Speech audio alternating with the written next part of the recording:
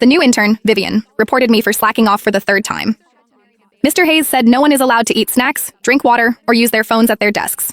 You did all three, so you're getting fined $3,000, a whole month's salary. Looking at her young, refined face, I smiled. With CEO Sebastian Hayes backing her, she ran rampant throughout the company. But she didn't know that I was the largest shareholder. What right did she have to report me? My name is Laura, and I'm 38 years old. 10 years ago, I founded this interior design company. Now I've stepped back from the front lines, handing daily management over to CEO Sebastian Hayes, whom I personally promoted. Sebastian was the successor I had the most faith in. Now I just kept a desk for myself in a corner of the office with flexible work hours.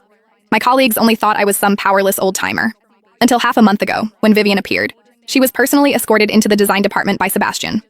This is Vivian, an honors graduate from an Ivy League school. She'll be joining our design department from now on. Everyone, please help her get up to speed. Sebastian's tone was full of admiration. Vivian smiled as she greeted everyone, her gaze sweeping across the entire office. When it finally landed on me, her eyes held scrutiny and contempt. But from her very first day, she didn't act like an intern at all.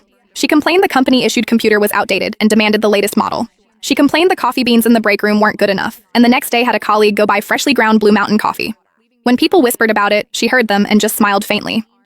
Mr. Hayes says good ideas need a good environment. We can't cut costs on these small things. She really was quite clever. She quickly gathered a group of young designers as arrogant as herself. Toward us, old employees, she showed nothing but disdain.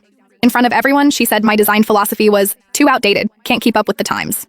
She would also, during the director's project review meetings, bluntly point out, the color scheme is too old-fashioned, doesn't fit mainstream aesthetics. At first, I didn't pay much attention. I even helped her once. One time, there was an urgent project. Vivian volunteered, saying she could handle it. But with only an hour left before the deadline, she'd only finished half. She was nearly in tears. It was me who sent the design proposal to the client at the last moment. She looked at me then, her eyes filled with gratitude and shock.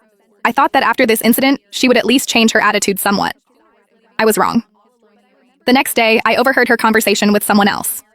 That Laura is nothing special, just has a bit more experience, that's all. The other person chimed in. Exactly. I heard she's just an old employee coasting by, relies on her seniority and slacks off at work all day. Vivian laughed lightly, her tone full of superiority. Don't worry. The company won't keep supporting deadweight like that forever. Mr. Hayes said the future belongs to us young people. Those who can't keep up with the company's development will be eliminated sooner or later.